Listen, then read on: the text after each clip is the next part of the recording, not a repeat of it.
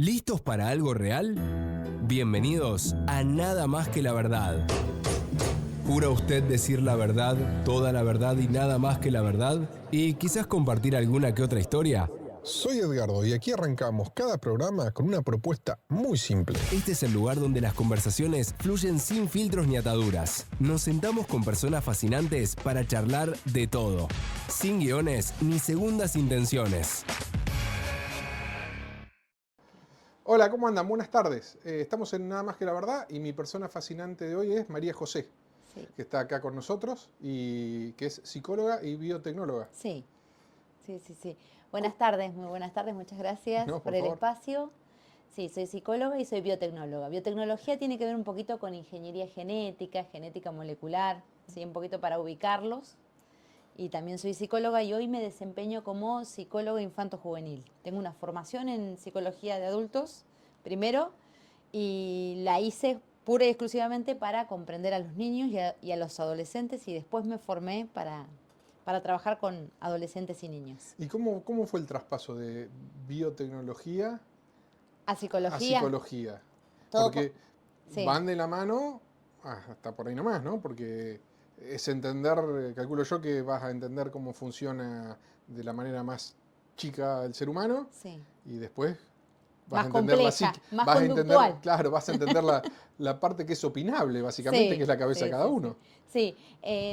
A ver, cuando uno empieza la carrera universitaria, yo digo que nunca se termina, siempre se va formando, la vocación vuelve a surgir y tiene que ver con esto, con un recorrer, de irse conociendo uno. Yo me consideraba una persona que tenía facilidad para la biología y la química y no sabía hacia dónde iba con eso.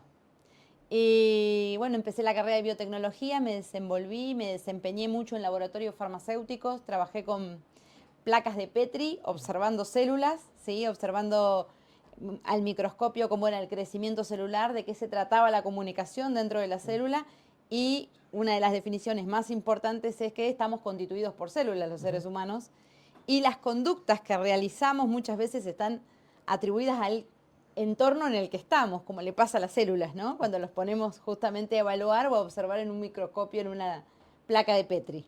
Y a partir de ahí yo empiezo como a entender que el laboratorio a mí me encantaba, pero que me faltaba una condición, que era la humana, la interacción humana y qué pasaba con las conductas humanas en cuanto a esto, ¿no? ¿Eso te diste cuenta cuando terminaste la carrera o en el medio del camino? No, me di cuenta cuando arranco la carrera, que empiezo a tener contacto con una pasantía en un laboratorio en donde empieza a faltarme ese componente que era la interactuación humana. Porque si bien las células se están comunicando, son moléculas las que lo comunican dentro del organismo, ¿no? A la célula a célula. En cambio, el ser humano también tiene un entorno, tiene una comunicación en ese entorno y tiene una disposición también climática, cambian muchas otras condiciones que quizás la célula las tiene, pero uno las pone como científico y no se dan al libre albedrío, vamos a decirlo, ¿no? A la intemperie, en las condiciones que uno vive. Entonces ahí fue donde me pareció interesante evaluar esa condición, o sea, cuando cambian las condiciones y no son tan aplicables como en el laboratorio, ¿qué pasa con los seres humanos? ¿Qué pasa con los seres humanos cuando ese conjunto celular no dispone de ciertas condiciones que uno no las puede proponer desde el control? Tener el control. El científico está acostumbrado, gracias. El científico está acostumbrado a tener el control. Claro, porque en un ambiente sin control tus resultados son muy objetables. Exactamente. Entonces tienen que estar bajo. Placa de Petri es, para el que nos mira, cuando uno mira a través del microscopio sobre dos láminas de vidrio generalmente. La placa de Petri es una placa que justamente se utiliza para cultivar, por ejemplo, lo que son hongos, que son también, o sea, es otro reino, pero también tenemos bacterias, ¿no? Y son placas que ponemos en la heladera nosotros los científicos y evaluamos a ver después de qué cantidad de tiempo, cómo creció. Claro, cómo creció en un tiempo y en una condición determinada. Frío, calor, con ciertas condiciones que le sustraemos nosotros, si le ponemos antibióticos, si no le ponemos, ¿no? Pero la condición la pone el científico. En cambio, el ser humano y la interactuación del ser humano cambia cuando tiene otro medio, que no está condicionado como está libremente dado, no está condicionado diariamente, ¿no? Yo tenía un profesor en la facultad que era de microeconomía, Feletti se llama, un genio era.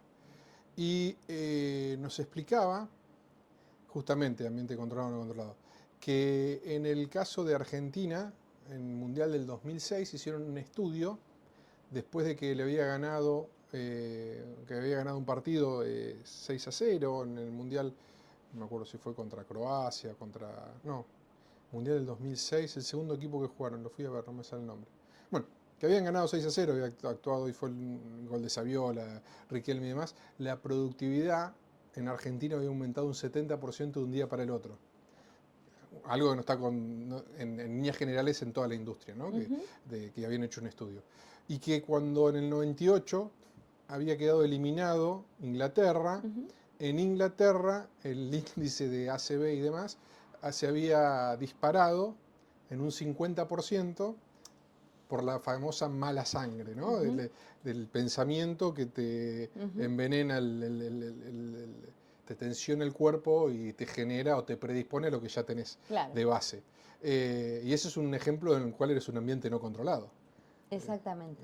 No lo esperás y ahí lo tenés. O sea, te lo autogenerás también, ¿no? Exactamente. Y hay probabilidades. Nosotros los científicos siempre trabajamos mucho con lo que es la probabilidad, que por ahí el común denominador de la gente no lo hace, pero se sabe que hay probabilidades dentro del organismo de cada uno que tenemos tendencia a, ¿no? Y yo siempre lo digo, los genes están, el medio los puede disparar.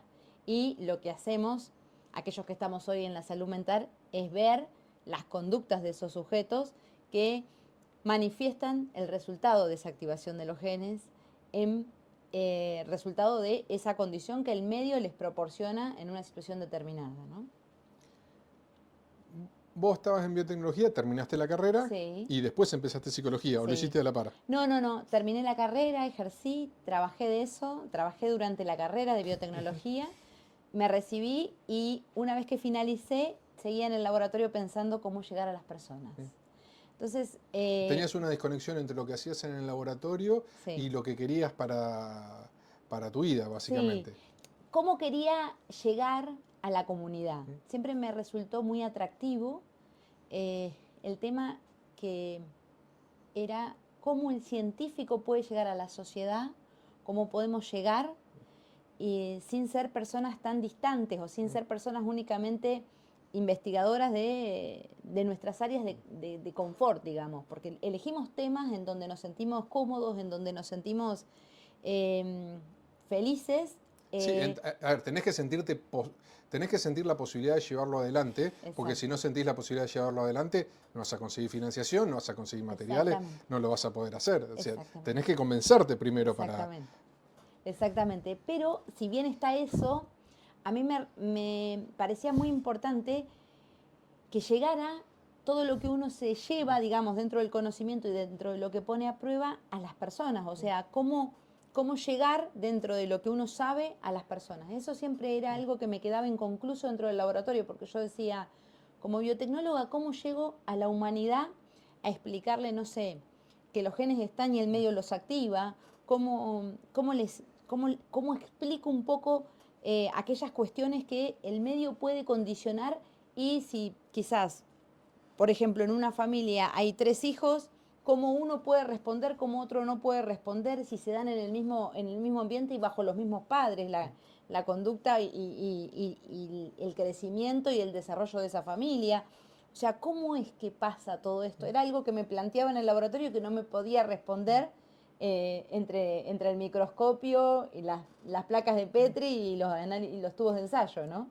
Entonces ahí fue donde dije, me parece que mis preguntas van más hacia cómo llevar lo que uno sabe a la comunidad y al mismo tiempo ser parte de eso y acompañar desde una mirada científica a cada uno de los que integramos la humanidad, ¿no? Y llegar desde una manera no tan quizás popular, sino más... No tan académica, de rigor, de explicarle. Exacto.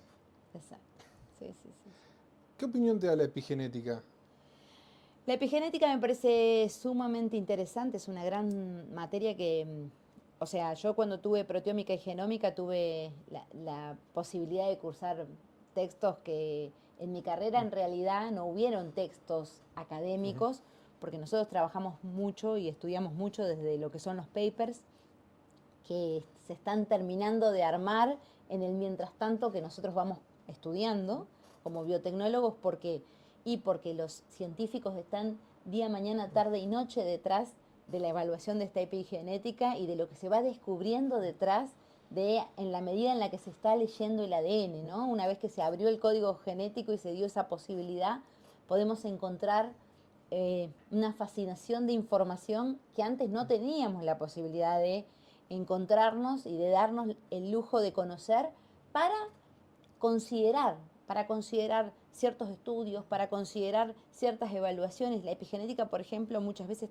se está utilizando en todo lo que es, quiero tener un embarazo, con mi marido tenemos ciertos patrones de enfermedad porque conocemos que tenemos familiares con ciertos patrones de enfermedad. ¿Hacia dónde podemos ir con esto? ¿Podremos llevar un embarazo acorde? ¿Podremos tener un hijo con cierta probabilidad que tenga o que no tenga? Bueno, evaluemos, ¿no? Entonces, estas personas cuando eligen tener un embarazo y llevar adelante un embarazo, bueno, hacen una evaluación de ese embrión, ¿no? Y esa muestra se lleva como se traslada desde un laboratorio científico hacia otro laboratorio científico donde hay unas máquinas especiales y se lee justamente lo que es el ADN y de cómo viene ese sujeto preparado y cómo se va a desenvolver en un futuro. Y eso quiere decir que podemos tener la probabilidad de que nos digan qué tiene nuestro hijo o qué va a llegar a tener como potencial enfermedad, como potencial característica genética o fenotípica, ¿no? Es muy interesante, verdaderamente. Es uno de los avances que se viene. Que se viene. Sí, que se está dando actualmente, ¿no? El que tenga la posibilidad y lo puede atravesar, lo hace en general para evitar, porque ahí también las parejas que dicen, bueno, si va a tener esta enfermedad, bueno, ya me voy anticipando antes. Sí, o vas sabiendo desde la alimentación o de la preparación preparación psicológica. Exactamente. O lo que, no significa que, bueno, hay que abortar o lo que fuere. Es simplemente tenés el GPS de hacia dónde vas. Exactamente. Tener una anticipación de las cuestiones que pueden llegarnos a atravesar. El sujeto lo considera, lo contempla y es traducción de tranquilidad. Entonces eso hace que uno pueda ejecutar otros planes en la medida en que uno se va anticipando a lo que sabe, ¿no? Aparte la tecnología avanza y como avanza la tecnología cambian las cosas. Mi abuelo paterno, Luis, todos los pasos a los 50, 60, pumba, corazón o lo que fuere. Y él siempre jodía, con mi abuela le decía que tenía marido por poco tiempo porque cuando llegaban los 50, 60 ella sabía que el corazón, porque le había pasado a todos sus hermanos, a su padre y venía de ahí. Entonces, bueno, nada, un año 92, tendría 63, 64 años, tiene un preinfarto. Obviamente, lo que había pasado en los últimos 30, 40 años, hasta el 92, que fue cuando le ocurre ese suceso cardíaco, fue todo el avance de lo que es la tecnología, análisis de sangre, anticiparte al tema y demás. Bueno, nada, pensó que estaba indigesto, había tenido un preinfarto, bueno, obviamente todos los estudios y después de ahí vivió hasta los 80 y pico de años, 20 años más. Y bueno, después de ahí cada uno de nosotros ya sabemos que como cargamos el apellido, claro, a partir de los 30 vamos a hacer ergometría, a hacer el examen de fuerza. Todo lo que hay que hacer porque, bueno, claro, puede ser que vengamos fallados por ahí, pero bueno, eso es la vieja usanza de decir, bueno, claro, conocemos el árbol genealógico, sabemos qué es lo que le pasó al tío abuelo, qué le pasó a este, qué le pasó a aquello, pero eso ahora se extrapola a un nivel mucho mayor, porque algo que es obviamente totalmente visible, como un ataque cardíaco entre los 50 y los 60, o a principios de los 60, pero hay un montón de cosas que no son visibles, y hay muchas enfermedades que muchas veces dan pudor o lo que sea y no se hablan. Exacto. Y pasan de hijo, abuelo, nieto, bisnieto y demás, o tatarabuelo, depende de cómo lo quieran mirar, para abajo o para arriba, y hoy con todos los avances que tenemos en medicina, todavía nos falta.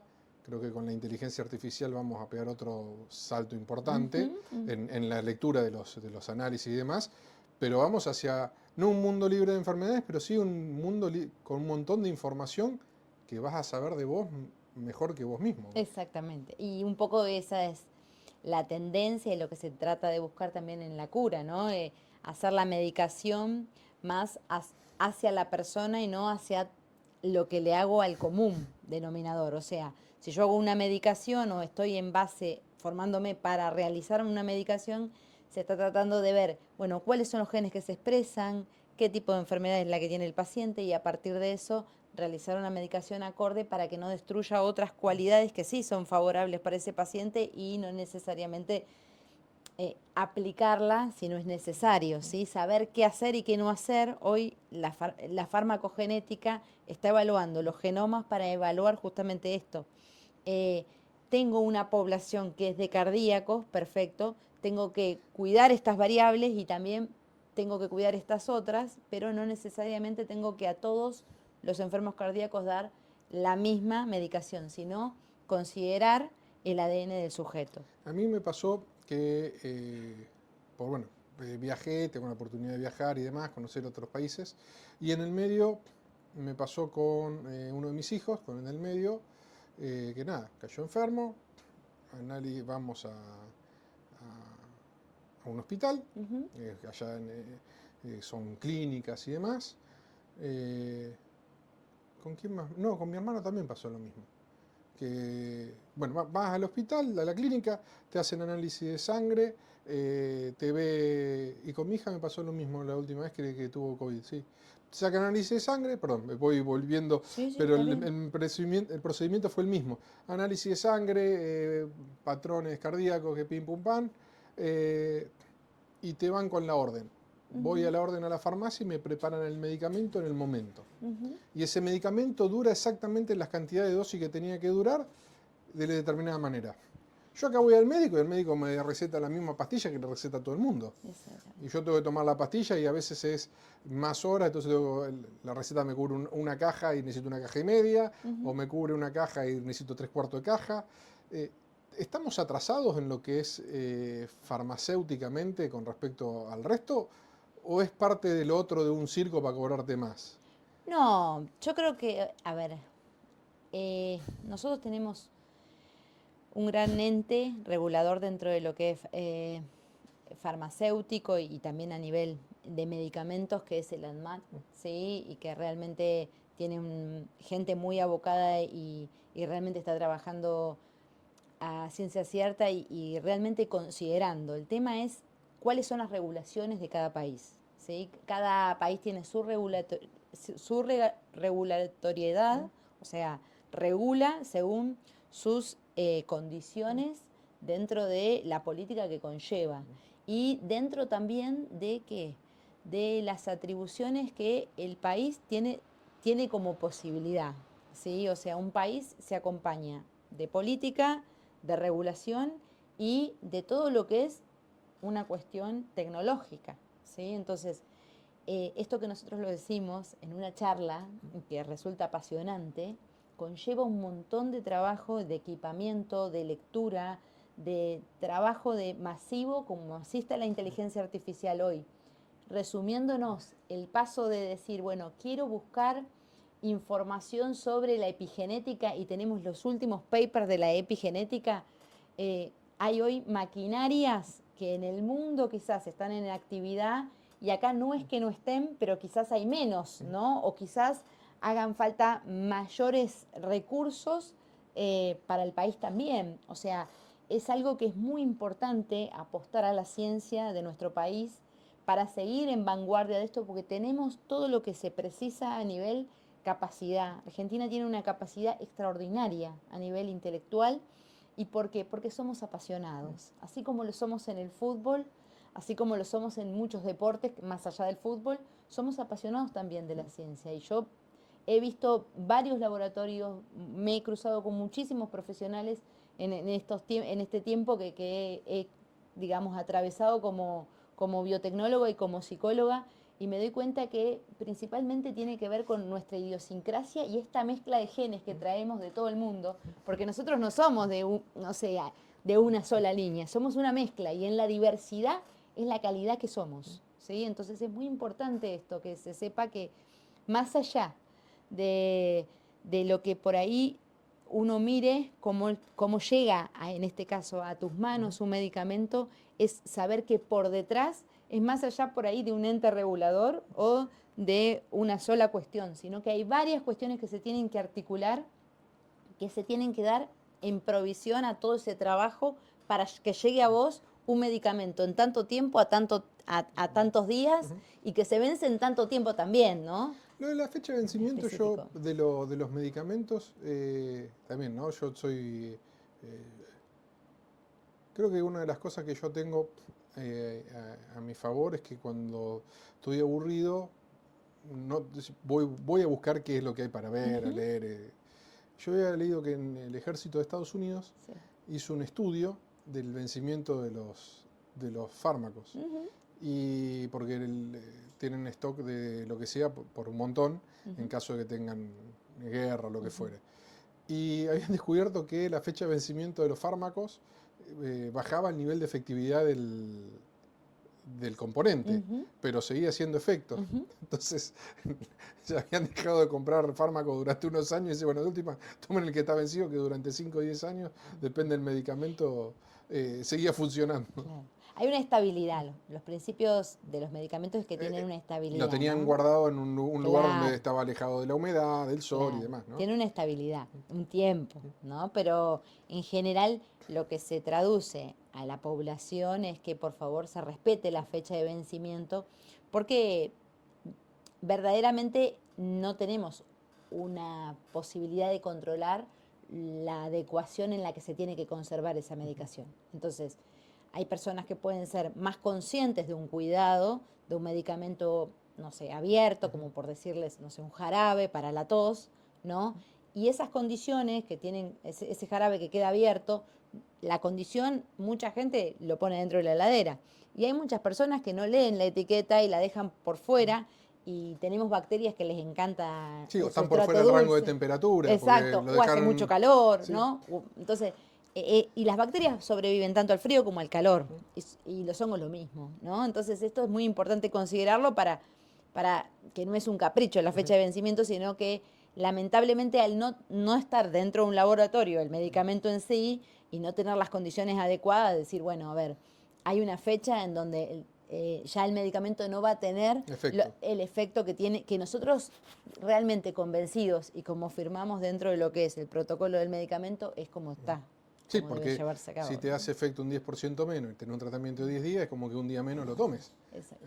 Básicamente es eso. Ahí está el control, ¿no? Entonces es fecha de vencimiento, el medicamento en tanta cantidad de dosis, el control que lo suministra una persona idónea como el médico y que lo entrega a un farmacéutico, justamente porque detrás de estas dos formaciones hubieron muchísimos años de estudio y de prueba de error y de conocimiento, ¿no? Como para saber que a la población hay que darle ciertas adecuaciones para que también lo que están convencidos que están entregando es cómo se debe curar la enfermedad que se está tratando. Sí, conciencia, fundamentalmente. El médico es como el abogado, básicamente. Vos tenés que estar, uno te puede meter preso, el otro te va a matar, pero vos tenés que estar contento durante el trayecto, porque si vos desconfías del mejor médico o del mejor abogado y no le haces caso a los que te recomiendan, es mejor que no ir. Entonces, la parte de la confianza es muy, muy importante. Es muy importante. Si vos no tenés confianza en lo que te están suministrando, en lo que te están diciendo, y vos vas a hacer lo que vos creés porque lo que fuere, porque vas al mejor médico y pues no, leí en tal lado, googleé y tengo que hacer otra cosa. Exactamente. Y después, hoy es lo que está pasando, ¿no? Hoy tenemos los profesionales y tenemos toda la desinformación que tenemos al alcance de lo que son justamente las pantallas táctiles y toda la información que nos llega en un solo clic, y ahí es donde tenemos la gran vicisitud, ¿no? Donde los pacientes a uno le llegan y le dicen, esto es verdad, esto no es verdad, esto sirve, esto no sirve, porque no se sabe cuál es el punto de inflexión dentro de la desinformación o dentro de lo que me informa. No tenés una base de conocimiento científico que te permita discernir si lo que estás leyendo sirve o no sirve. Matemática es más fácil, 2 más 2 son 4. Si viene uno y te dice que 2 y 2 son 22, bueno, fíjate qué está queriendo hacer. Porque 2 y 2 son 22, porque 2 y 2 hacen 22, pero 2 más 2 son 4. Entonces, ¿en qué momento, cuando saltaste de biotecnología, terminaste y empezaste psicología, lograste, porque a mí me ha pasado, yo no soy licenciado en nada, no tengo título, pero sí me ha pasado que salté de carrera a otra y yo pude interrelacionar, a pesar de que no era lo mismo, conceptos de una cosa con otra, ¿no? Es decir, porque es la misma lógica que vi en física de tal cosa. ¿A vos te pasó? Sí, siempre, siempre. ¿Y o sea, te ayudó un montón, me imagino? Sí, porque sí. pudiste verlo inclusive desde otra óptica que está el profesor y demás, ¿no? Sí. Es muy interesante porque primero que biotecnología tiene mucha práctica, como farmacia, ¿sí? Pues nosotros cursamos muchas materias parecidas a farmacia, bioquímica. Que nada de eso tiene que ver con la psicología. Que nada tiene que ver con la psicología, pero que muchas veces cuando uno empieza a recorrer el mundo de la psicología, trabaja con la parte de neurobiología y hay, digamos, distintas escuelas dentro de la psicología. Hay una escuela que hoy está muy en boga, que es la de terapia cognitivo-conductual, como así también está la parte de neuropsicología, hay muchos doctores en psicología, que están más acompañando toda la parte de lo que es desde el neuroaprendizaje, la neurolingüística y la cuestión más que tiene que ver con la conducta del sujeto. Dado esto, yo cuando empiezo la carrera de psicología empiezo a darme cuenta que era lo que me encantaba, pero me gustaba una población dentro de esto, que era la población de niñez, ¿no? Entonces, ahí empiezo también a sumar una variable más, que es, bueno, estos niños viven en un medio, viven en un hogar, ¿no? Entonces ahí fue donde yo empiezo a articular, empiezo a buscar las mismas variables que tenía dentro de un laboratorio en un medio medianamente condicionado como ser la vida diaria nuestra de los adultos y los niños, ¿sí? Y ahí lo empiezo como a articular. Y empiezo a ver que no es tan simple como ver, por supuesto, un microorganismo al microscopio. ¿Por qué? Y porque los niños también van a una escuela, ¿no? Entonces empiezo a ver otras variables que son muy interesantes y que también hacen a la diferencia, ¿no? De la distancia que tiene una carrera con la otra.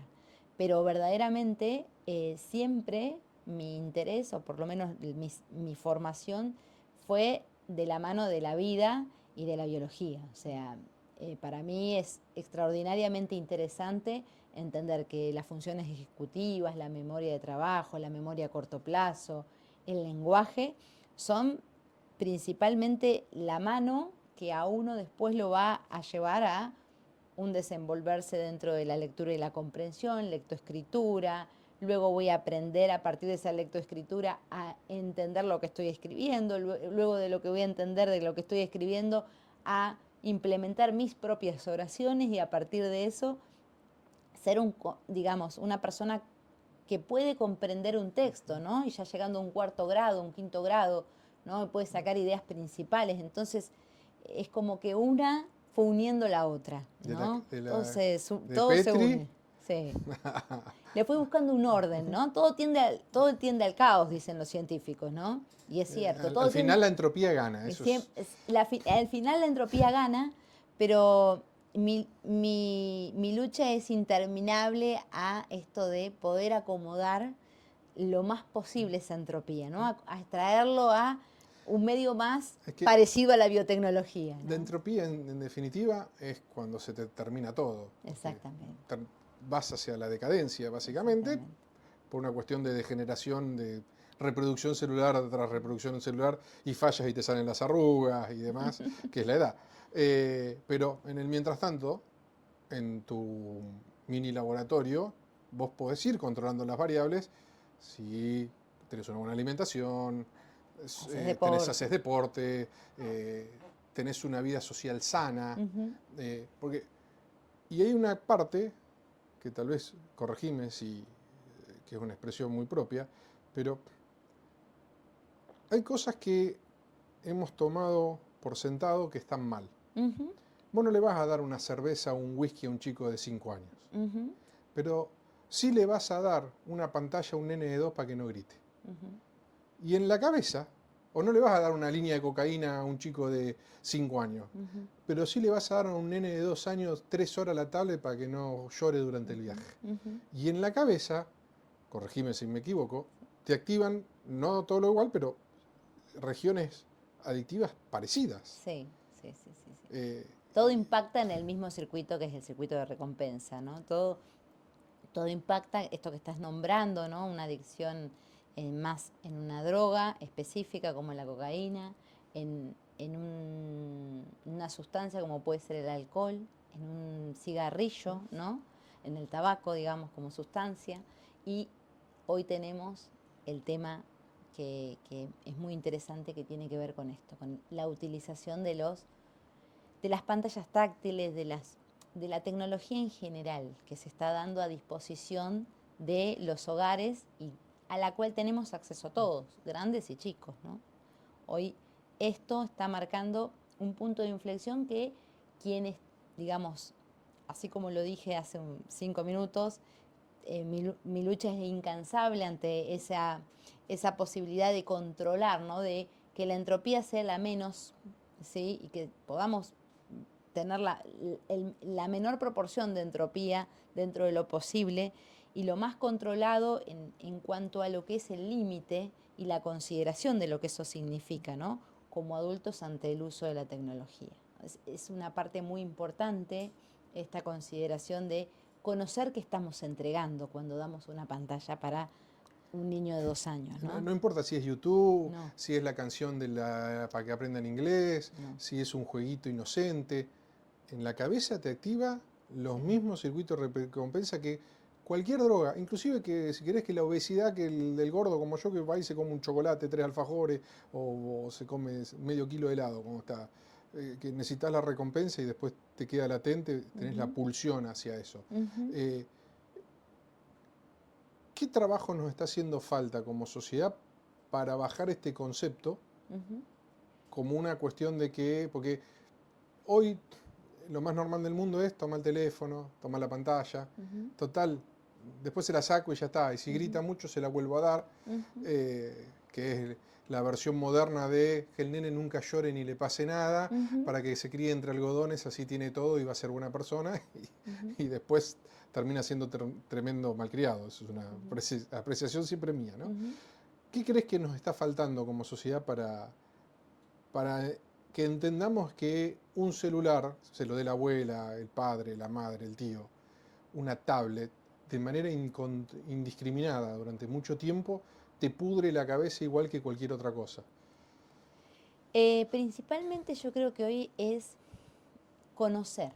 Creo que hoy la disponibilidad de tener los medios tecnológicos a la mano, tanto adultos como niños, los adultos no conocemos la diferencia de quiénes somos nosotros y quiénes son los niños. O sea, la diferencia, más allá de que seamos humanos todos, ¿sí?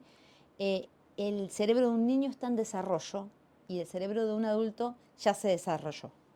Esa es una parte importante a considerar porque yo sí quiero generar, como decíamos recién al inicio de la conversación de la tecnología, un resultado. Para que alguien se quede quieto, le doy una tablet, ¿no? Y estoy activando el mismo circuito de recompensa. No es lo mismo activar el circuito de recompensa cuando uno es adulto que cuando uno es niño. Es totalmente diferente. Esto es falta de conocimiento, falta de comprensión de lo que estoy aceptando que mi hijo pueda utilizar y lo tenga a su alcance con toda la facilidad. Dígase dentro de cualquier horario, dígase en cualquier momento, sin medir esas consecuencias. Nos falta conocimiento. Yo creo que hoy nosotros estamos atravesados por la tecnología y no podemos mirarla desde afuera y conocer cuáles son los beneficios certeros de esa tecnología y cuáles son aquellas características que tenemos que poder controlar, ¿sí? Dentro de ese desmedro, dentro de esa entropía, dentro de esa cuestión que no se puede controlar tanto, bueno, saber que hay algunas ciertas variables que ofrece la tecnología que hay que poder tomar con pinzas y poder poner límites, que tiene que ver justamente con lo que nos atraviesa como padres, ¿no? La responsabilidad que tenemos cuando tenemos niños es una de las tantas ¿no? Conocer dónde están nuestros hijos. Es muy atractivo observarlo porque no estamos conscientes de en contacto con quiénes están nuestros hijos dentro de la tecnología, pero sí estamos estamos preocupados cuando nuestros hijos nos dicen voy a bailar o me voy a ir a tal lugar o me voy a quedar solo en la playa y va a venir un grupo de amigos y nos vamos a quedar ahí. O sea, es como que conocemos ciertos peligros, pero otros al desconocerlos lo damos como más práctico, digamos. Es como más seguro para nosotros que se queden en casa y estén con la computadora o la tablet o el celular, ¿no? Y ahí es parte principalmente del desconocimiento, porque cuando yo estoy entregando un medio de esa característica, no sé lo que estoy entregando. Lo estoy entregando sin saber, sin conocer, ¿no? Y a partir de ahí empezamos en un trabajo autopersonal, digo yo, ¿por qué? Porque como bien decías vos, hay una sociedad también que a uno lo señalan y está llorando ese niño. Por favor, ¿lo podés hacer callar? ¿Vos sos el padre? ¿Usted es la madre? Bueno, por favor, ¿lo pueden hacer callar? Y los padres automáticamente dicen, bueno, quería la compu, quería el celu, se lo doy mientras yo termino esto, mientras yo hago esto otro, ¿no? Y por ahí la manifestación de llorar, la manifestación de angustiarse, la manifestación de esta frustración, del saber que hasta acá se llega, de que la entropía se encuentra con una barrera y no puede hacer lo que quiere, ¿no? O que no hay un desmedro, es interesante para el sujeto. ¿Por qué? Porque tiene que autorregularse.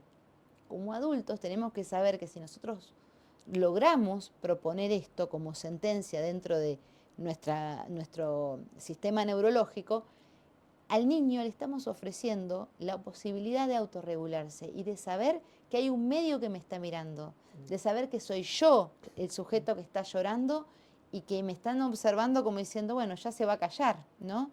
Y quizás yo tenga que callarme, ¿no? Y hoy no se espera eso. Hoy te doy el teléfono, te doy la tablet. El niño siempre va a buscar el límite. Sí. Y está en uno ponérselo. Sí. Después tendrás, como siempre, y lo quieren llevar, que todo límite es malo, porque alguno establece que el límite es muy cercano a la acción, y hay otro que no tiene ningún límite, con lo cual los dos son igual de nocivos hacia los chicos.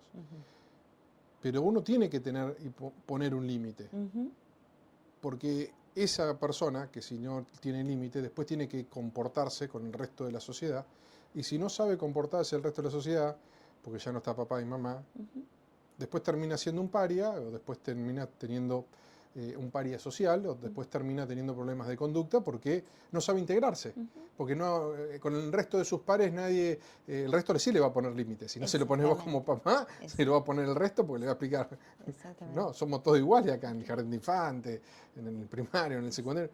Entonces, una de nuestras funciones como padre es marcarle hasta dónde está socialmente aceptado y de dónde en adelante no. Eso será la crianza que cada uno le da a sus hijos. ¿Cómo es el circuito de recompensa cerebral, que es el mismo para el alcohol, la droga y las pantallas, para que nosotros encontremos las herramientas de saber en dónde está el límite? Porque esto no significa que nunca tienen que tocar una pantalla. Significa que tenemos que poder identificar que si está ansioso o deprimido o demás por los videos del scrolling permanente, que era el zapping de los 90, ¿no? Que tenías un montón de canales y los pasaba. Esto es la misma mecánica, pero cambió el empaquetado, pero es la misma pastilla, ¿no? ¿Qué elementos los padres pueden tener para darse cuenta de que, pucha, tenemos que decirle es hasta acá? ¿Y qué herramientas tiene después para poder explicarle por qué es hasta acá? Bueno, esto que veníamos hablando un poquito ordenadamente, ¿no? De tengo que conocer, ¿no? El medio que le estoy entregando, conocer las ventajas y las desventajas, encontrarme con, hay sitios, ¿sí? En donde a uno como padre le van ofreciendo dentro de lo que son el manejo de las tecnologías, que hay aplicaciones que sí para niños, hay aplicaciones que no, ¿sí?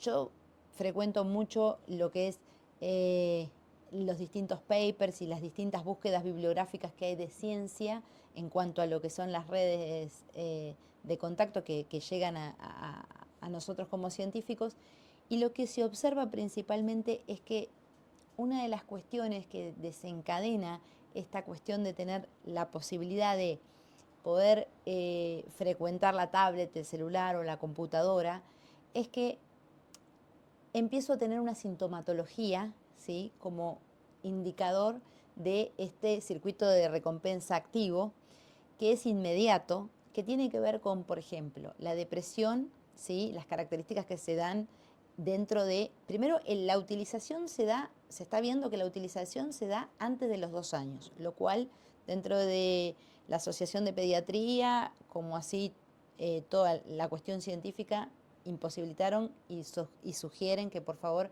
antes de los 2 años la tecnología no se entregue a los niños. ¿Por qué? Porque estamos perdiendo ahí la capacidad y la posibilidad de interconexión con la mirada de un otro, esto de pertenecer y de ser parte de, o sea, hay cuestiones neuronales que se están forjando antes de los 2 años que con las pantallas táctiles se observa que hay mucha lentitud luego de poderlas incorporar, con lo cual el tiempo que yo requiero para que esas neuronas puedan tener esa actividad lo estoy aletardando. Sí. El cerebro, mientras más chico es, más rápido aprende. Sí, totalmente. Y mientras más grande se pone menos elástico y aprende menos. Porque hay una división más lenta. ¿Sí? De Porque células. ya no crecemos. Fundamentalmente es por eso. Los chicos, en sus primeros 2 años de vida, es cuando de 0 a 100 van más rápido. Porque a través de la simple visualización aprenden qué es mamá, qué es papá, y aprenden a comunicarse y desarrollan lenguaje y todo desde la nada misma, porque no van a un colegio para aprender, ¿no? Después el colegio estará para que sepan escribir, formarse y demás.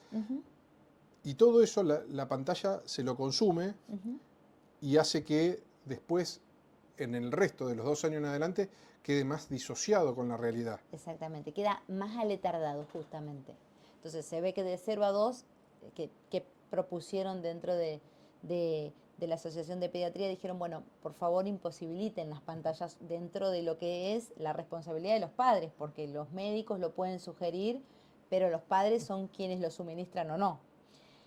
Después, llegada la edad de los 2 a los 5 años, de los 2 a los 6, se ve o se observa que dentro de metaanálisis, que son estudios que son de revisión sistemática, donde se han visto estudios de una población importante, como ser de aproximadamente 42 estudios se evaluaron, en donde se observa principalmente que hay una sustancia gris, ¿sí?, que se disminuye, y esto provocaría, ¿sí?, en sitios específicos del cerebro, que son como el área de Wernicke y el área de Broca, en donde están situadas las áreas del lenguaje, que provocaría que el niño, cuando tenga que interactuar, luego para entender el lenguaje, comprenderlo, para poder escribirlo y atravesar lo que es de fonema a grafema dentro de una escuela, sea más lento. O sea, eso ya se sabe que en 42 estudios se vio que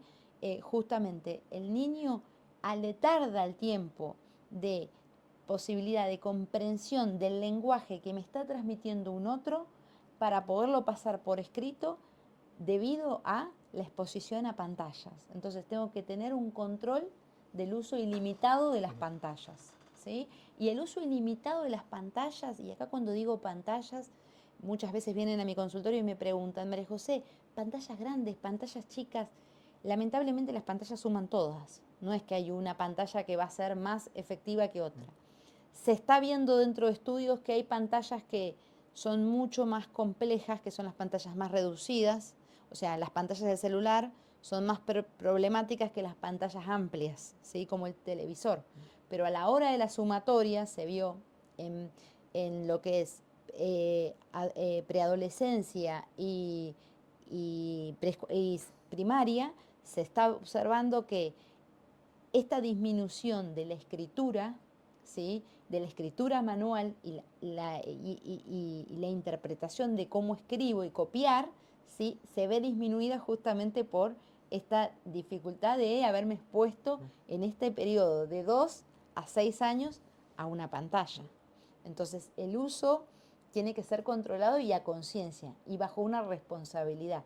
Responsabilidad que se ve que si el niño utiliza televisión y después utiliza un dispositivo y utiliza más videojuego que una app educativa, eso también tiene interferencias, ¿sí? Porque hay niños que hoy uno cuando hace una entrevista de padres tiene que preguntar, televisión, tablets, celulares, y dentro de las tablets, ¿qué utilizan? ¿Qué utilizan aplicaciones educativas? ¿Utilizan más una cuestión que tiene que ver para conectarse con las familias porque viven a distancia del resto de los familiares, más allá de la familia primaria que tienen? ¿O además de eso utilizan el televisor, ¿no? Todo hace una sumatoria. Entonces, esto también es una conciencia que tiene que estar en el hogar. ¿Y cómo se utilizan, no? Lo utilizo en una actividad cuando lo pongo frente cuando estoy comiendo, lo dejo inactivo y me comunico en la mesa con los que estoy comiendo. El teléfono tiene que estar cuando yo estoy comiendo o puede estar en otro lugar y yo puedo tener mi vida con los que estoy viviendo lo más normal hasta que entro a mi receso o entro a mi descanso dentro de mi cuarto o en un momento de ocio y lo tomo. O sea, esta cuestión considerada tiene que provenir de la educación y la responsabilidad de los padres, ¿no? Y de los educadores que justamente somos los que estamos diariamente con los niños. ¿Cómo actúa el circuito de recompensa en el cerebro? El circuito de recompensa recibe un estímulo, ¿no? Y lamentablemente, por ejemplo, lo voy a dar en un ejemplo muy práctico, que es en los videojuegos, justamente es más rápido, justamente esta recompensa que yo tengo, ¿no? En el videojuego tengo una recompensa, de hecho los chicos no me van a dejar mentir, las recompensas muchas veces son monedas, hay dinero de por medio dentro de los videojuegos, hay más posibilidades, más vidas, o sea, cada videojuego se ha encontrado un artilugio para tener esa cuestión activa dentro de lo que es la corteza cerebral y el circuito que justamente induce el núcleo accumbens, ¿sí? Y esto es muy importante porque lo mantiene motivado. Al llegar al núcleo accumbens, mantiene motivado al sujeto.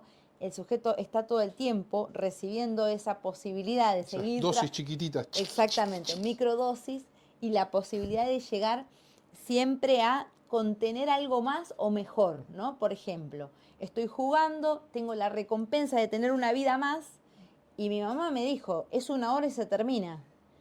No, bueno, pero me dan una vida más, ¿entendés? Y ahí aparece el núcleo accumbens y dice, hay una motivación. ¿Cómo vas a dejar de jugar?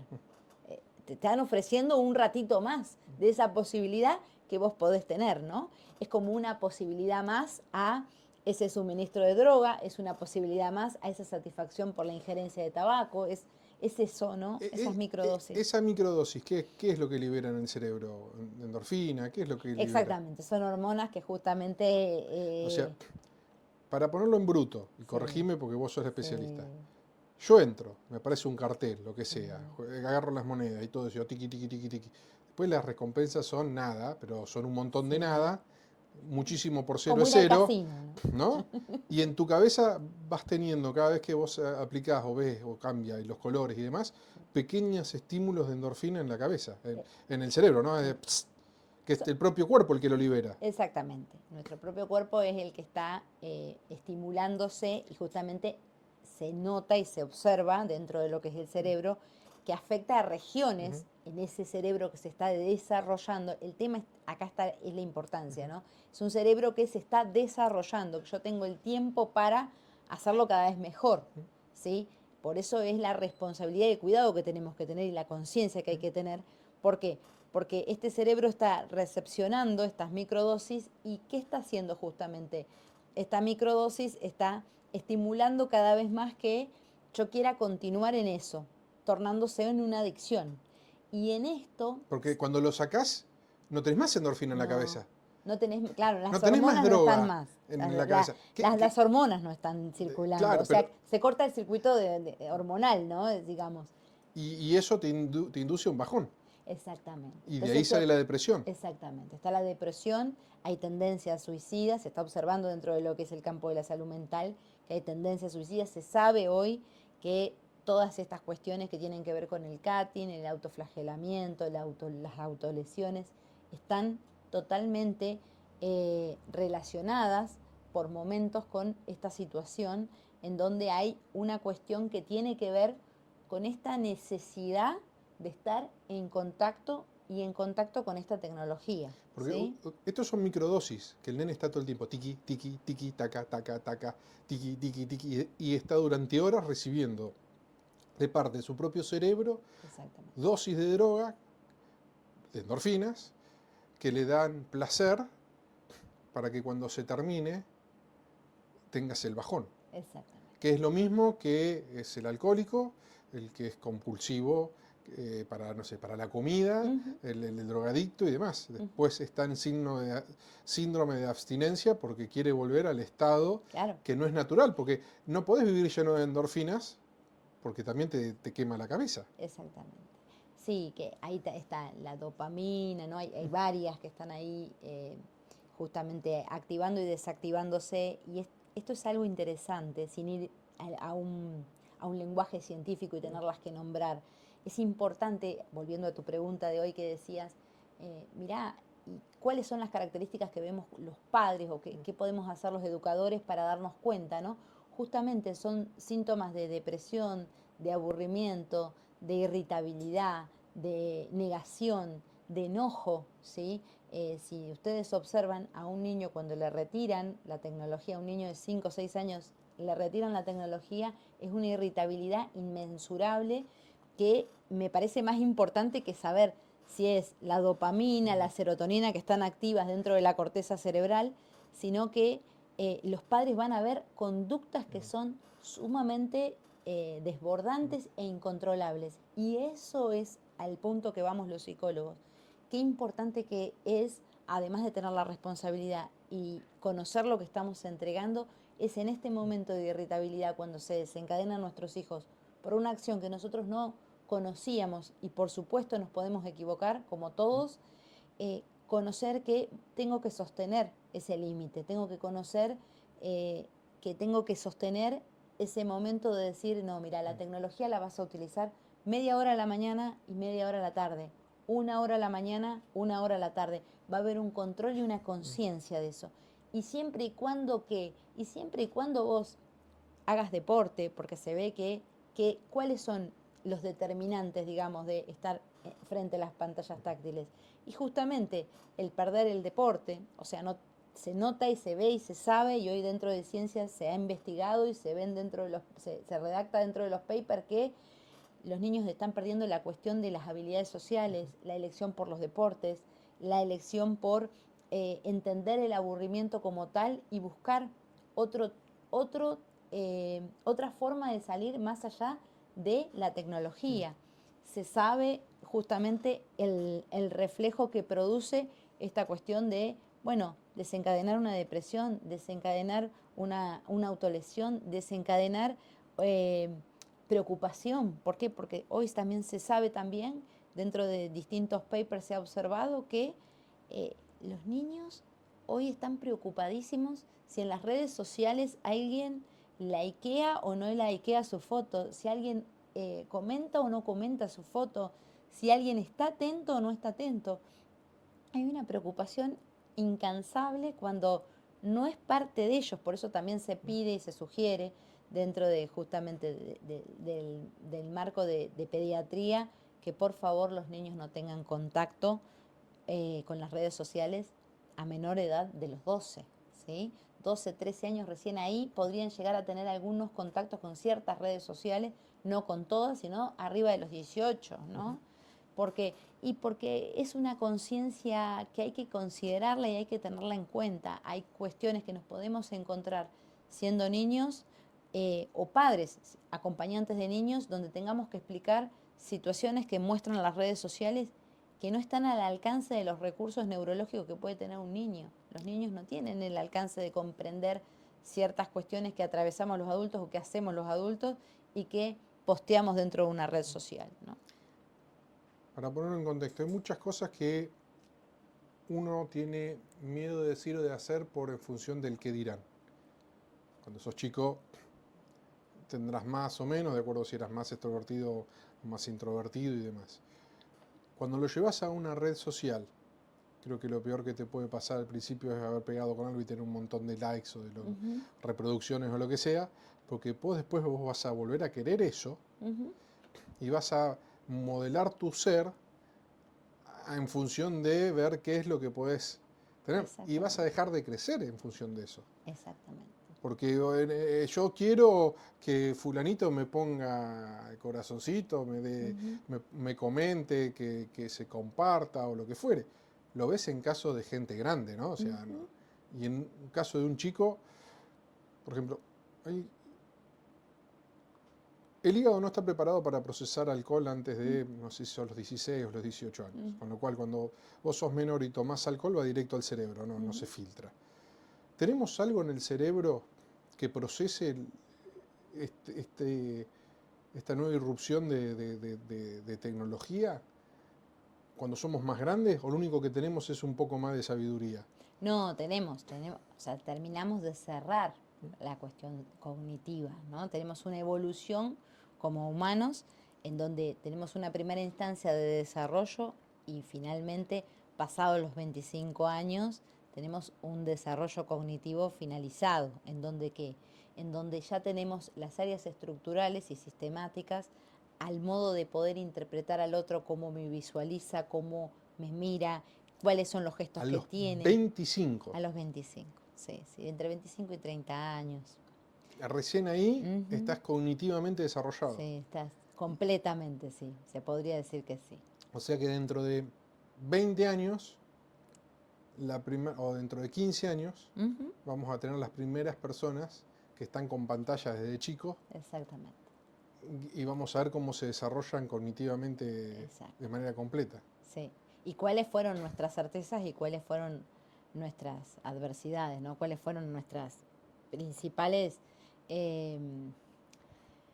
nuestros principales desafíos como adultos, porque hoy lamentablemente, y es entendible y lo entiendo como psicóloga también, y como mamá también en esto también me puedo compartir este punto, que la tecnología es algo que está dentro de nuestro hogar y que ha llegado para quedarse, y que así como existen las contras, están las cosas favorables, como ser en una pandemia, hicieron de comunicación, como ser después de los 12 años, tener el acercamiento del contenido que necesito para cada materia. Se ha visto que puede potenciar todo lo que es la memoria de trabajo. O sea, hay cuestiones cognitivas, como ser las funciones ejecutivas, la memoria de trabajo, que en distintas actividades que yo promueva dentro de las aplicaciones virtuales, dentro del aprendizaje, se están activando y realmente se están desarrollando positivamente. Así como hay cuestiones que son negativas, hay cuestiones que son positivas después de los 12. No antes, lamentablemente. El problema es el exceso. El exceso. Hacia antes de los 12 años. Es el exceso. Y después de los 12 años es el exceso. El exceso. Porque de vuelta, el tema no está que te tomes 2 litros de agua por día.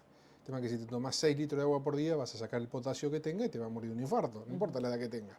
Porque vas a desmineralizarte. Siempre, porque estamos hablando del problema que son las pantallas, ¿no? Pero desde los druidas que tenían una tradición oral, a que los romanos que tenían, y los galos, ¿no? Y los romanos que tenían todo por escrito, igual que los griegos, siempre vos mirás y decís, lo que viene, nuestras tradiciones son estas. Y después, nada, lo que termina valiendo es lo que más perdura. Lo mismo que eran las escrituras manuales hasta que vino la imprenta de Gutenberg, lo mismo con el Internet, lo mismo está pasando con el Internet y pasó con los buscadores, y hoy los buscadores están dejándose de lado en función de las inteligencias artificiales, ¿no? Porque vos pasaste de que te lo digan a leerlo, que eran muy poquitos los que podían leerlo, los que podían escucharlo eran menos todavía, porque un mismo texto se puede pasar por varias personas. Después pasaron a la imprenta, con lo cual muchos podían leerlo. El problema era que no todos sabían leer, entonces salieron las escuelas.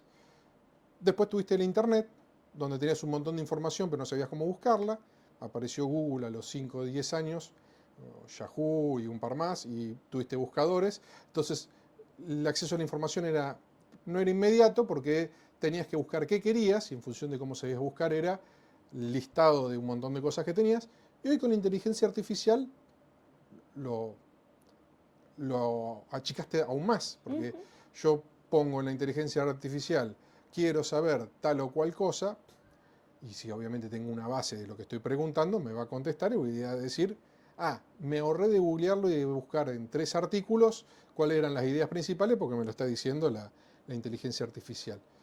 Y en cada una de estas cosas que vos ves para atrás, se pierde, ¿no? Porque vos perdés la memoria, en el caso de los druidas, perdés la escritura, en el caso de los romanos, perdés el leer un libro, en el caso de la imprenta de Gutenberg, y hoy perdés la posibilidad de buscar algo diferente en Google porque dependés de una IA. ¿En qué momento todo esto es en función de que tenés mejor información y de mejor calidad? No, esto no es en detrimento de... Porque si uno se acordó mal una palabra, decía mal las cosas, si uno escribió mal, decía mal la otra. En cambio, hoy siempre vamos para mejor. Pero ¿en qué momento tenemos que tener cuidado de no perder cosas básicas en la cabeza? ¿Y cuál es tu opinión? Porque esto es más una opinión personal, no es científica. Sí. De que tenemos algo que nos soluciona todo. Sí. Yo creo que la habilidad que tenemos los seres humanos muchas veces la dejamos de lado y no la consideramos. Y creo que no las tenemos que perder por principalmente la habilidad social, ¿no? La habilidad social es algo que yo durante toda mi semana como profesional lo transmito y todo el tiempo se los comunico a los padres, y lo que verdaderamente apunto es, muchas veces los pacientes vienen, sobre todo adolescentes, y me dicen, ¿para qué sirve la secundaria, ¿no? Acá esta pregunta me lleva mucho a pensar ahí, en ese punto. Y más allá de la cuestión educativa, que me parece fundamental, entiendo que la secundaria es un espacio para que no nos olvidemos de que tenemos habilidades sociales, habilidades de autorregulación, habilidades de comprender que hay algo más allá de nuestro hogar, que es nuestra zona de confort, en la que mañana nos tenemos que poder desenvolver y saber que hay situaciones que podemos y hay situaciones que no podemos resolver y que vamos a tener que poder lidiar con eso. Y de esas capacidades nos olvidamos, porque creemos que van a estar siempre, creemos que eso se va a suministrar automáticamente en nosotros. Y es algo que está cotejado y está apreciado desde el ambiente en el que nos movemos, que es con nuestros pares, con profesionales como ser los profesores, los distintos profesores dentro de las áreas, como ser una cuestión normativa dentro de un colegio y cuáles son las cosas que puedo y cuáles son las cosas que no puedo. O sea, en la escuela sucede algo parecido a lo que sucede en un laboratorio, ¿no? Hay muchas variables que están controladas. Volvés a la placa de Petri. Claro, entonces esto es importante.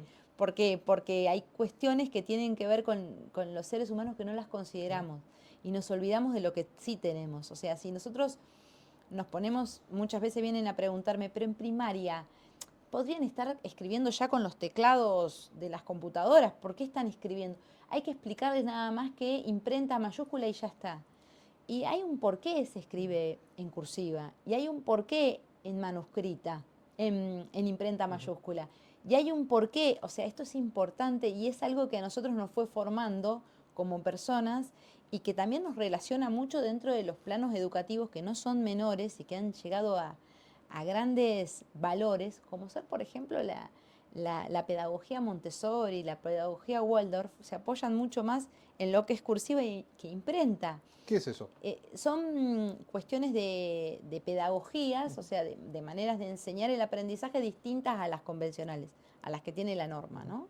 Y se observa que los niños quizás hoy, en reducidos grupos, con un aprendizaje más particularizado, más indicativo, más a disposición del niño, más a elección del niño, más en una cuestión que tiene que ser menor educativamente. ¿Por qué? Dentro de un aula, porque por supuesto un docente con 30 alumnos no puede llegar a educar en una manera pedagógica desde la parte de Montessori.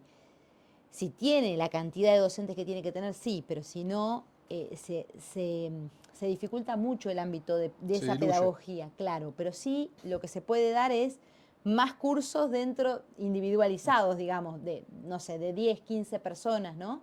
Donde el suministro de los materiales también tiene un insumo caro, no es que es económico, pero es muy interesante porque son pedagogías que se observa que arrancan desde cursiva y no desde imprenta mayúscula. ¿Por qué?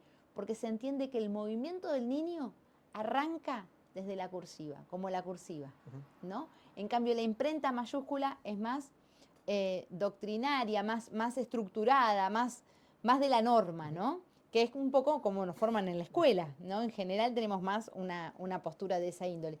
Esto es muy interesante, ¿por qué? Porque todas hacen a la sumatoria del sujeto. Todas le dan una habilidad al sujeto. Y cuantos más habilidosos somos en esto de, cuanto más podemos interconectar la biotecnología con la psicología, a mí me da más posibilidades como neurocientífica a la hora de poder apreciar un caso, escuchar a un paciente, dar una solución, ¿no? Cuanto más podemos integrar lo que sabemos y cuanto más valioso hacemos que el recorrido de nuestra historia nos llevó hasta un punto y entendemos cómo se fue dando y para qué fue cada una de las cuestiones que fuimos aprendiendo, es donde mejores resultados podemos obtener. No es que una cuestión que porque avanzó nos quedemos con eso y lo demás no sirve. No, sirve siempre y cuando pueda sumar. Y si no suma, aunque sea, lo tengo que poder articular porque es parte de lo que somos como sujetos. Tenemos la evolución para poderlo hacer. El tema es que el sujeto siempre se predispone más a algo que ya esté resuelto. El cerebro es vago, se sabe que es vago, se conoce que es vago. Y lo que pasa es que estamos hechos para gastar la menor cantidad de energía posible porque seguimos pensando hace 2000 años atrás o hace 500 había hambruna y nos moríamos de hambre. Claro. Entonces mientras menos pensás, más vivís. Ese instinto hasta el día... A ver, hace 150 años que no hay hambrunas globales, no hace tanto. Hablando desde el punto de vista de la evolución, ¿no? Entonces, el cerebro va a actuar de acuerdo a cómo está nuestro ADN. Exacto. Y no sabes si dentro de los próximos 150 años, Dios quiera, toco madera, ¿no? Aparezca, no sé, un meteorito, uno se enoje con otro y empiece a tirarse misiles y vuelvas a la realidad humana que fue los últimos 3 millones de años, a excepción de los últimos 150. Sí. Donde a veces no había para comer y teníamos hambre.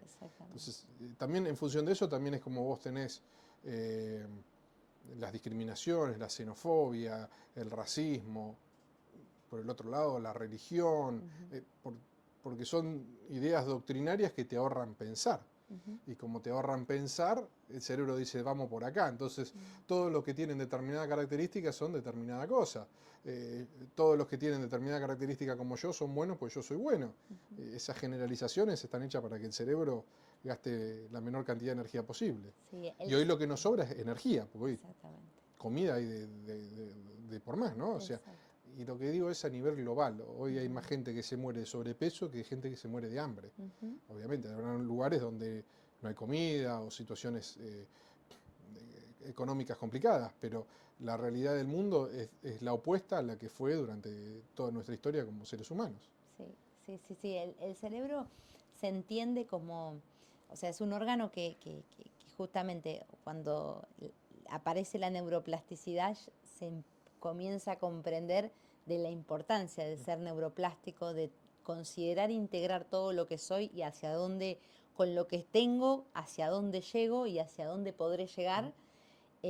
Y yo creo que esto no es planteado por el sujeto y esto también se ha perdido mucho, ¿no? Así como no noto que tengo una habilidad social, no reconozco y no la cuido y no valorizo un deporte y no valorizo comer en mi casa, en una mesa con mi familia mirándolo a los ojos, también confío en que mi cerebro me va a estar acompañando y yo voy a estar pudiendo resolver dentro de la inmediatez y la facilidad lo que estoy haciendo. Si la y tengo no clara. Integrando, ¿no? Si la tengo clara. Exactamente, si la tengo clara.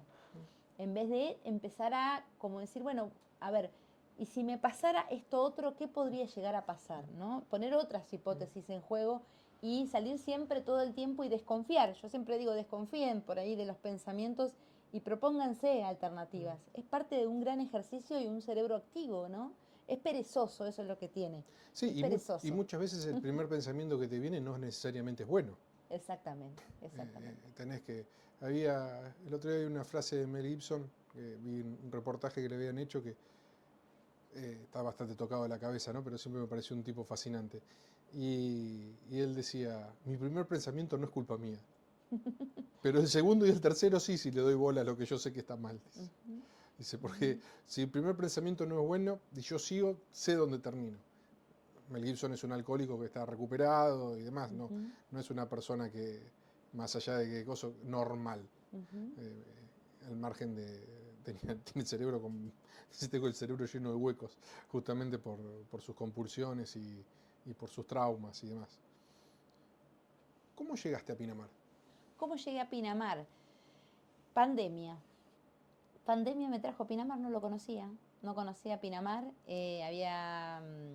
Mi marido tuvo una posibilidad de trabajar y cuando llegamos ya no pudimos volver a nuestra ciudad. Nosotros ambos dos somos de provincias totalmente distintas.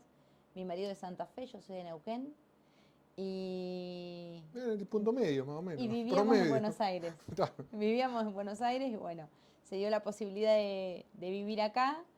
Y bueno, lo pensamos, teníamos un hijo pequeño y decidimos quedarnos porque principalmente cuando surgió lo de pandemia nos volvimos a mirar a los ojos como todas las familias, volvimos a pensar en qué comemos todos juntos, cuando en la mayoría de los casos sucede que por ahí nos acordamos de los chicos que tienen que almorzar, pero los adultos estamos en los temas más relacionados a lo laboral, ¿no? y a esta inmediatez que tenemos dentro del día a día propio de los adultos. Entonces, mi esposo me preguntó, ¿te parece que Pinamar sería un lugar bueno para tener una familia? Me parece que sí, sería un lugar más que apto. ¿Por qué? Porque te da la posibilidad de trabajar, de estar en las cercanías y de tener la posibilidad fascinante de ejercer lo que a uno quiere, ¿no? Criando a los que uno ama. Ese paralelismo no es tan sencillo.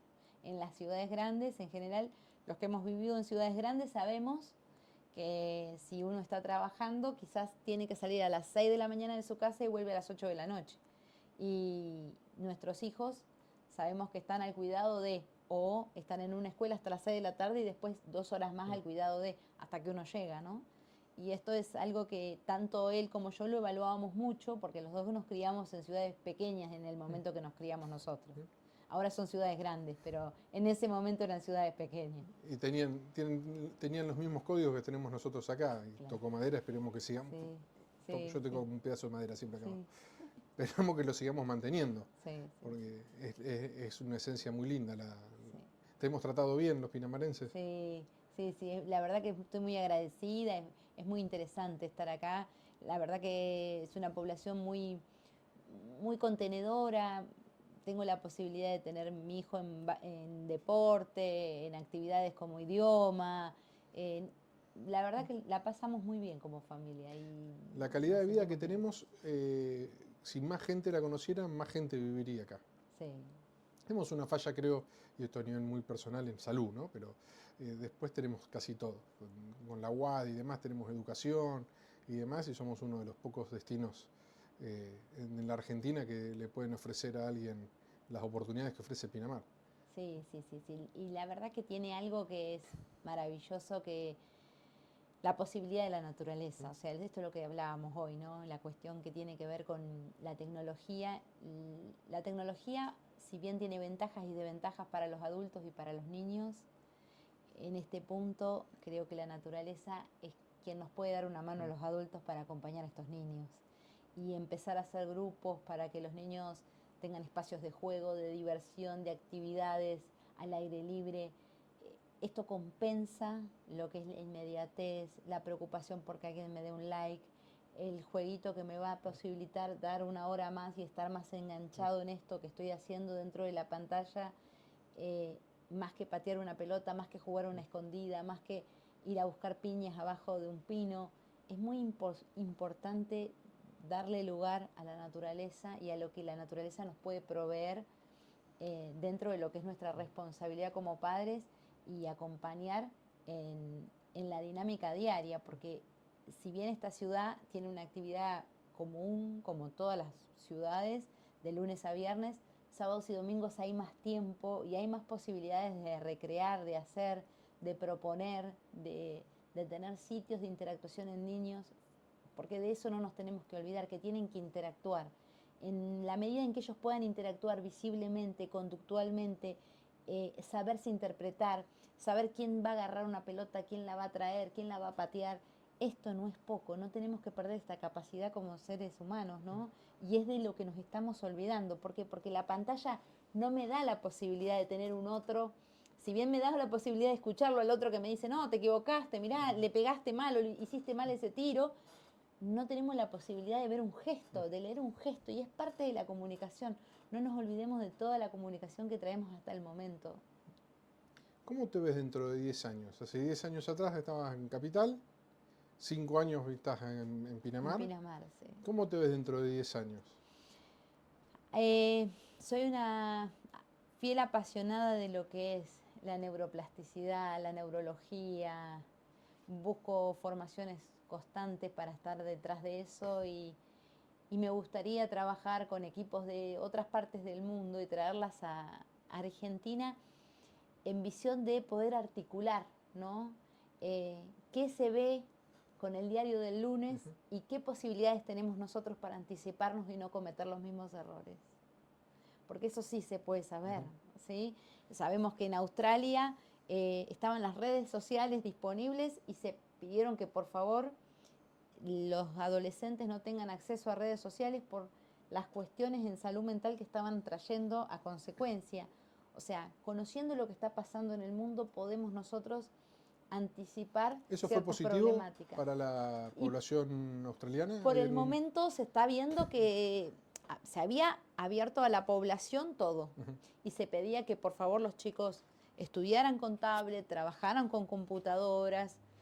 Se empezó a ver que no, se empezó a reducir el tema del consumo de redes sociales y se empieza a ver que comienza a aparecer estos síntomas que conversábamos hace 15 minutos atrás, ¿no? La irritabilidad, el enojo, el otro no me mira, el otro no me ve. Bueno, tengo que salir.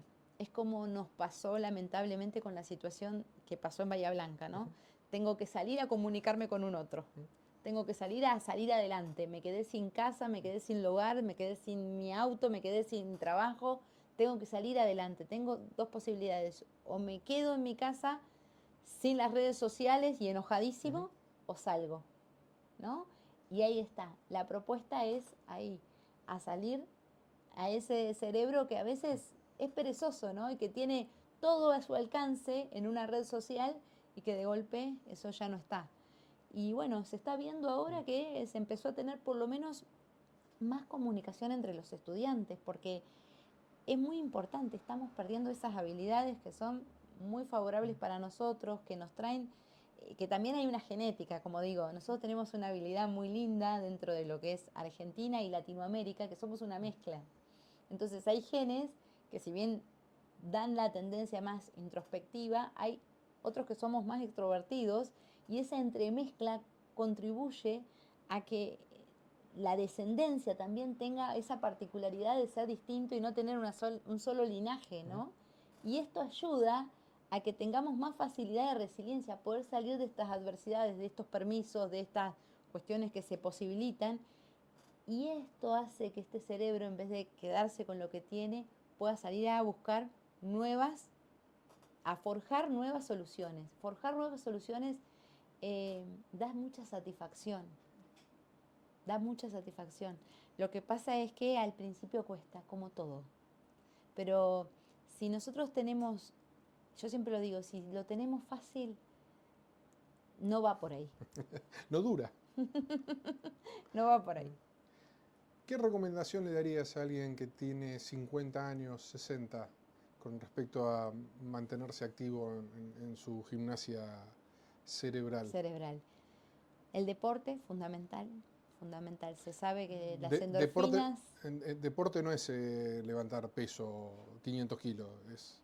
Sí, se vio que la actividad de fuerza, la actividad... Sí, pero para una persona de 60 años que nunca hizo actividad, que empiece con lo que puede. No, claro, siempre a conciencia y con responsabilidad dentro de un gimnasio con alguien adecuado que me esté dando una rutina para la edad acorde y de mis hábitos acordes también, porque esto es paulatino, ¿no? Pero se sabe que desde el gastar energía levantando el mínimo peso, haciendo una actividad más consciente, ¿no? Y dándole la posibilidad a un mindfulness, a un yoga, a una actividad más introspectiva, conociendo un poco más los deportes de extremos, ¿no? Y dándome esa posibilidad, porque quizás tenía una vida que me conllevaba mucho tiempo y tengo ahora un tiempo más tranquilo y ya no tengo que trabajar tantas horas y darme el lugar a actividades como ser surf, como ser acá en el Partido de la Costa, como ser actividades de caminatas, ¿no? En las provincias que son más de la cordillera o actividades de río, como pasa en las provincias que están más cercanas a los ríos. Esto es muy interesante porque en general se piensa que a los 50 años uno está grande y yo creo que está en la mejor edad para ser totipotente, ¿no? Potencialmente, como les pasa a las células, con todas las variables adquiridas y ahora listas para ponerlas en ejecución. O sea, ¿por qué? Porque hay una variable que no tenemos en cuenta, que en general en el laboratorio la tenemos en cuenta cuando hay una presión de que algo salga rápido, como por ejemplo pasó en la vacuna del COVID, ¿no? Pero esta variable, que es el tiempo, a los 50 años en nosotros, nos tiene que dar la posibilidad de recapitular, recapacitar en lo que somos, en lo que adquirimos hasta el momento y en cómo nos vemos en un futuro. Y en esta proyección, ser conscientes que principalmente tenemos que tener un estado de humor diariamente activo. ¿Y cómo lo fomentamos? El deporte, actividades sociales, actividades culturales, actividades que cuando yo me interprete como sujeto y me dé cuenta que tengo una tendencia más a usar un hemisferio más que el otro, digo yo siempre, un hemisferio izquierdo más que el diestro o un hemisferio diestro más que el izquierdo, proponerle a mi cerebro una actividad distinta a la que estoy acostumbrado. Tesla era un gran investigador que decía que para llegar a un punto, ¿sí?, de dirección, no siempre teníamos que ir por la misma ruta. Hay que cambiar las rutas por donde nosotros tenemos que llegar a una misma dirección. ¿Por qué? Porque eso nos va a dar más diversidad de rutas y más posibilidades a la hora de llegar a donde nosotros queremos. Y al mismo tiempo nos va a dar más satisfacciones desde distintos puntos y no siempre el mismo. Con lo cual no vamos a caer en el aburrimiento. Vamos a poder cotejar la comparación. ¿Te puedo hacer una pregunta con lo que acabas de hacer? Sí, sí. Yo tengo mi teoría, pero nunca encontré a nadie que me la pueda confirmar. Sí. ¿Por qué cuando yo voy a un lugar nuevo, a la ida me es mucho más largo que a la vuelta? Yo tengo que hacer un viaje nuevo y yo voy a la ida y a la vuelta es el mismo tiempo y volví enseguida. No me costó tanto como la vuelta. ¿Qué? ¿Ya aprendí, entonces el cerebro se apaga por momentos? Claro, claro. Ya sabe, ya lo conoce. Lo conocido, si yo con el diario del lunes puedo a una sociedad transmitirle ciertas cuestiones, o puedo a una persona decirle, mira, a mi dirección llegás haciendo esto, en el primer recorrido es difícil. Ya en el regreso, esa persona vuelve ya conociendo el recorrido que hizo, entonces se tranquiliza, porque la anticipación del ya conocido lo ayuda. El ya conocido. ¿Te cambia la estructura del tiempo en tu cabeza? Exactamente. Te preocupa menos, ¿no? Que preocuparse tiene que ver con eso que está delante del ocuparse, ¿no? Darle como una vuelta más a esa ocupación, ¿no? Porque nos tendría que ocupar, ir y venir. Pero en realidad nos preocupa porque decimos, uy, no llego porque te tengo que llevar y te tengo que traer, o me pierdo, uy, me perdí, tengo que usar sí o sí el GPS. Hay personas que me dicen, si yo no uso el GPS no llego ni por casualidad, ¿no? Bueno, es lindo y es muy interactivo para el cerebro perderse. Hay que perderse más. Como aburrirse. Aburrirse, exactamente. Hay que perderse hacia dónde vamos, por dónde caminamos. Hay que conocerse dentro de esa situación. ¿Para qué? Para darnos el lugar de cómo nosotros podemos autocalmarnos, ¿no? Y conocernos. Esto es algo que se ve, se estudia, hay estudios científicos. O sea, esto es algo que hay que ponerlo en práctica, en nuestras mínimas conductas, ¿no? ¿Estás cómoda? Muy cómoda, la verdad, muy cómoda. Muchísimas gracias. ¿Hay algún tema que creas que haya faltado o tuvimos un salpique así interesante? Espectacular. Me sentí muy cómoda y la verdad me gustó mucho. Bueno, cuando quieras, sos bienvenida. Bueno, muchas gracias, muchas gracias. Bueno, que tengan muy buenas tardes. Nos vemos la próxima.